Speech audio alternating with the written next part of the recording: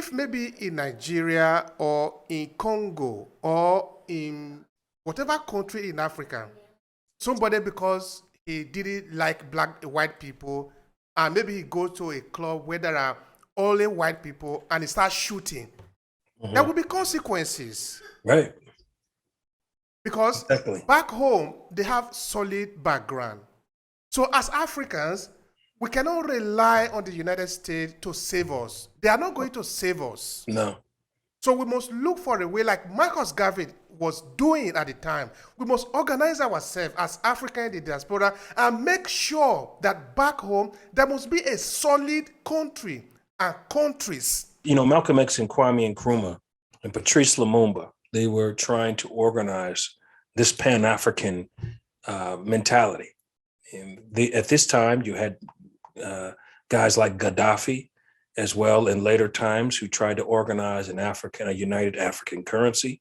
But if you look at where each one of these individuals are, they're dead. They're assassinated somehow, some way.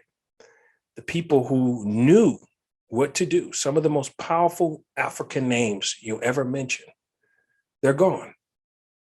They're dead because they believed in bettering Africa as a whole. So you see, these borders that were put in Africa were put there to keep Africans divided. And the fact that we are still divided is the number one problem, is why one country is not strong enough to stand. You need 6, 7 African countries to say, we agree on these things, these Pan-African views, and we're going to protect our people abroad. It's just like, you know, if an Asian person a Chinese person is killed, or this happens to an Asian person, the Chinese are going to go to the US consulate, they're going to go to the UN, and they're going to say, there needs to be reparations for our people who died. Something needs to be done about this. We don't have that as Africans. We, as an Africans, we do not have a seat at the UN for our people diasporically. So it's a lot bigger than we think, my brother.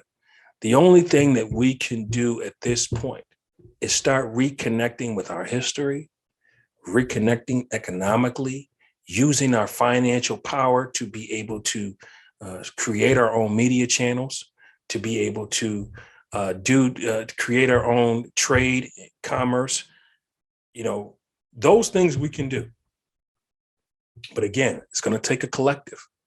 Very difficult to do when you have a system that oppresses you when you start to rise up on that level. So it's a really, I wish I can say I have the solution, but I don't. I think many have tried, and some of those great names have tried. So who am I to think that I can do better than what they did? This is why they are killing us. Yeah. Because when they take the gun and point at you, you know, like you were saying of the Chinese, they look for what can be the consequence.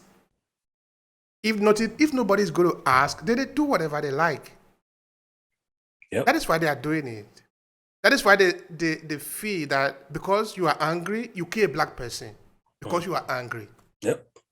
Instead of going home, meet your daughter, instead of going home and relaxing in your bed and simply die in your own bed on your own, you go and kill people that have nothing to do with you because there is not going to be any consequence. Exactly. But it's going to be consequence, but it's not going to be as severe as it is for black people. But with this age of technologies, this dissemination of information, because information actually is power at the end of the day, do you think it can, in some ways, play in favor of Africa because we're in the diaspora? We can do something more to sort of feed ourselves with the right information that we're supposed to, instead of rely on the mainstream, because as we can see, the mainstream are going to feed what concerns them. Right. I think, you know, you have things like Clubhouse, you have Zoom. Now we're talking to people. I've done several conferences in Africa right here on the computer, right here virtually. And so it's opened up that wave of communication that wasn't there before. You know, now people in the diaspora are all talking. You know, we have people in America talking to people in the UK just by Zoom, talking to people back home in Africa, you know, in those areas that can have internet that can last for long times. But again, what about those areas that don't have internet back home, that can't get Wi-Fi, that can't get those things? These are the untapped areas that we have to either be there. In Buffalo, can you tell us what is the preparation now? Have the people been buried? Are there some arrangement going on? Can you update on what is going on in respect of the? Yeah, I want to send a special shout out to the Buffalo Bills, the football team, the Buffalo Sabres. There's a lot of different businesses that have donated money to the families for funeral services or for food, providing food services for the people who shop at that Tops. So those are things that are being done right now. And hopefully other, people who have the wealth and the means come through and help out that area as well. So funeral services are being taken care of right now, as far as I know. What usually happens in a case like this? Because I look at it to be very traumatizing to a lot of people. Yeah, usually, the community starts to come together. You see some rallies, you see some protests. You see things like that happening, which are happening now. You see people speaking up, talking in the media, saying how they feel. So those things are happening right now, but we must say in Buffalo, there's been a great response from, these people who have the means to help out financially, come down and to the community and help out. So that's a good thing. So yeah, I want to thank you so much for the time, dear Emmanuel. What would be your final statement here to conclude it? We have really spent some time here elaborating on this important day, and it's very sad that this incident had happened. There is nothing we can do about it, but of course, as a people, it's painful, but yes, life will go on. So what would be your final message here? Love will conquer all things. We have to find a way to express love to one another.